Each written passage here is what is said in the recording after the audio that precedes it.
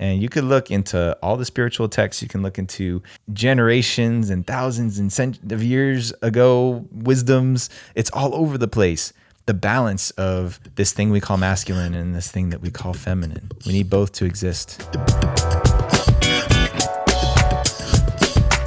Masculinity isn't toxic. The absence of masculinity is. There's a great quote that Mark Rose from the Rising Man team here shared with me recently, and it really stood out. I know he sent it to me because he knows that I have a really hard time with all of this culture calling out toxic masculinity and perpetuating that terminology, pairing toxicity and poison with the word masculinity.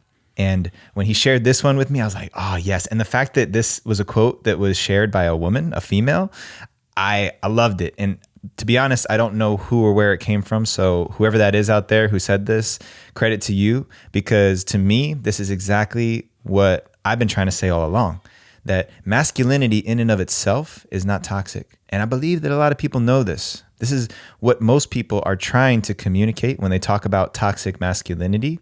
But because of how much it's been spoken and the ways in which it's been spoken and then interpreted and passed around like this game of telephone, all of a sudden, all of masculinity has been clustered into this toxic bubble. So I wanted to break it down for a moment and talk about how the nature of masculinity in and of itself, something that exists inside of every man, every woman, everybody who identifies whichever way they identify gender-wise contains masculinity within themselves. It is a word that describes a series or a cluster of qualities and traits and characteristics that can be demonstrated by a human being. To me, masculinity, the masculine is a vessel, right? It's like a container that allows for the water of the feminine to fill it and to be surrounded by it and kept protected, kept safe, kept contained. And contained not in a suppressive way, but in a way that allows that energy of the feminine to fully express itself. So what are the qualities of masculinity that we're talking about? We're talking about structure. Structure, when I think of structure, I think of certainty, reliability, dependability, trustworthiness. If I have a container, like a glass of water, I trust that glass, when I pour my water into it, it's going to hold the water. It's not going to leak. It's not going to crack. It's not going to become overwhelmed by it. It can literally hold whatever the water decides to do with itself. And that to me is a beautiful metaphor for masculine. Not just talking about masculine within men or masculine within the context and framework of energetics, but what masculine represents is the ability to hold and contain a feminine presence, a feminine energy. Structure, certainty, trustworthiness, dependability.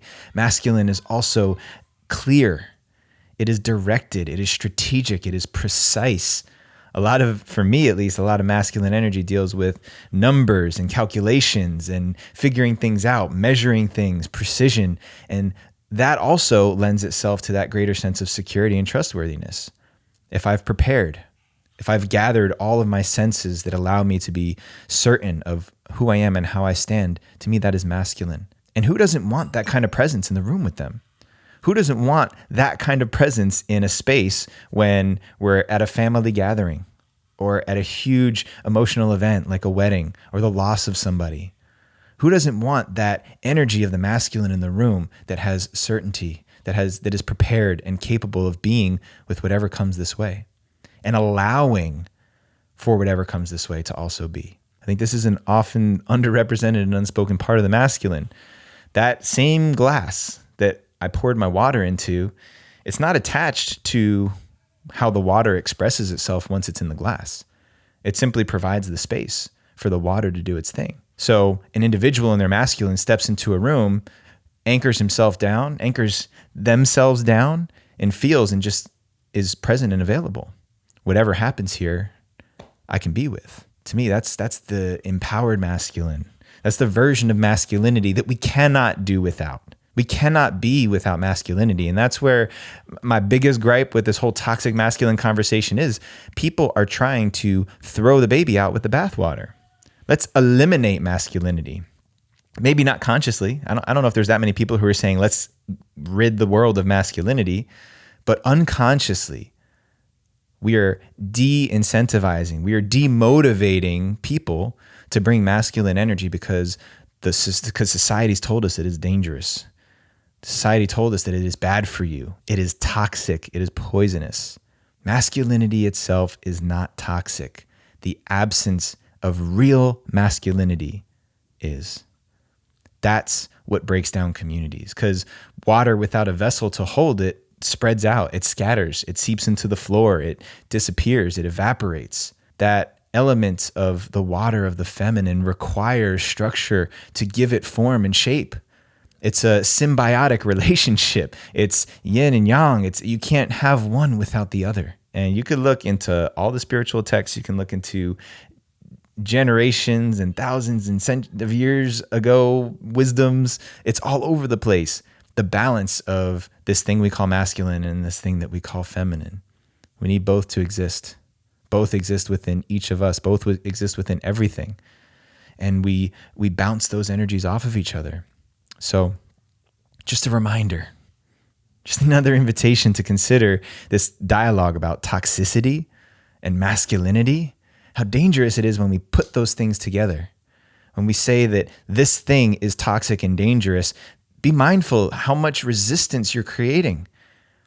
I know a lot of men who are afraid to express their full masculine because they don't believe that the people around them can handle that. They don't believe that it's safe for them to bring their masculine forward without being judged in whatever ways that they will, for being aggressive, for being dominant, for being too pushy, too certain, too structured, too organized, too logical.